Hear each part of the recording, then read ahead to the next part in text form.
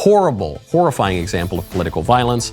A 41-year-old liberal just murdered a poor 18-year-old Republican kid, specifically because the kid was a Republican. That's it. There are no additional factors here. This is in all of the reporting, and apparently in the guy's own words. This 41-year-old liberal killed this poor 18-year-old kid because he viewed the 18-year-old kid as a, quote, Republican extremist. They had a debate over politics, and then the 41-year-old Dem killed the 18-year-old Republican. Ran him over with his car. Then, the good news is this 41-year-old Dem was charged with vehicular homicide.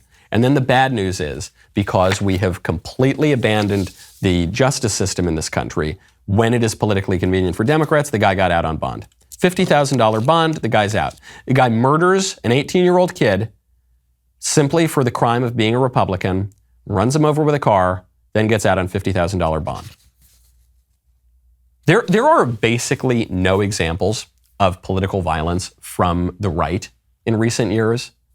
But do you remember there was one example from that Unite the Right rally where a right-wing guy apparently hit a left-wing gal with his car. And it was considered the worst terrorist attack ever. The guy is for sure going to rot if he doesn't receive the death penalty. He was considered worse than Hitler. And he committed a terrible crime, and he's paying the punishment for it. This Democrat guy committed the exact same crime. Much more clearly, by the way, too. At least with the Unite the Right rally, there was a ton of political violence going on both sides. It was a melee. There was basically gang violence going on in the street. Here, it was just two guys. It was an older Democrat guy who got into an argument about politics with a young Democrat teenager, or a young Republican teenager, and then he decided to get in his car, premeditated, no political violence going on around him, and just mow this guy down. And he gets out $50,000 bond. You won't hear about this from the liberal outlets.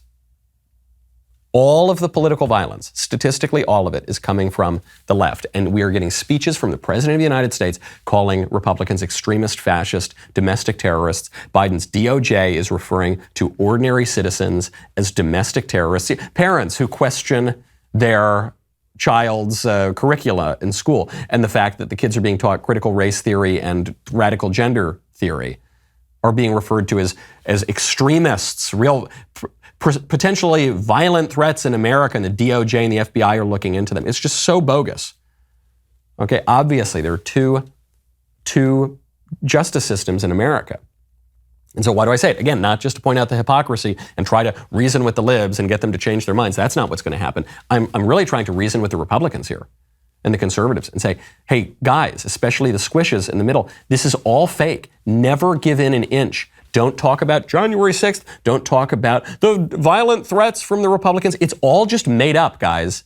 And where it's not made up, there is like the tiniest little minuscule half kernel of truth that is then blown into proportions that take it into the realm of the absurd. Meanwhile, actual, very clear violence and threats and all sorts of other nefarious things from the left are completely ignored and, in fact, even justified. Okay, it's just a liberal narrative that is totally fake. Just ignore it. Okay, ignore it and just keep on keeping on and laugh at these people when they accuse you of anything. I'm so glad you liked that clip. Now, you've got to subscribe. Ring that bell, get the notifications. We'll see you next time.